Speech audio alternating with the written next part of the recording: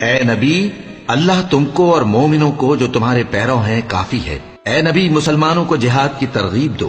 اگر تم میں 20 آدمی ثابت قدم رہنے والے ہوں گے تو 200 کافروں پر غالب رہیں گے، اور اگر 100 ایسے ہوں گے تو 1000 پر غالب رہیں گے، اس لیے کہ کافر ایسے لوگ ہیں کہ کچھ بھی سمجھ نہیں رکھتے۔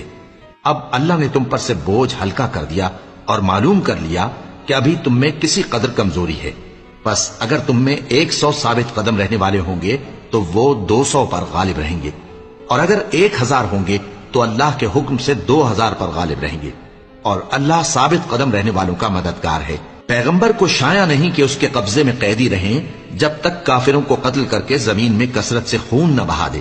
تم لوگ دنیا کے مال کے طالب ہو اور اللہ آخرت کی بھلائی چاہتا ہے، اور اللہ غالب ہے، حکمت والا ہے۔ اگر اللہ کا حکم پہلے نہ ہو چکا ہوتا تو جو فدیہ تم نے لیا ہے اس کے بدلے تم پر بڑا عذاب نازل ہوتا۔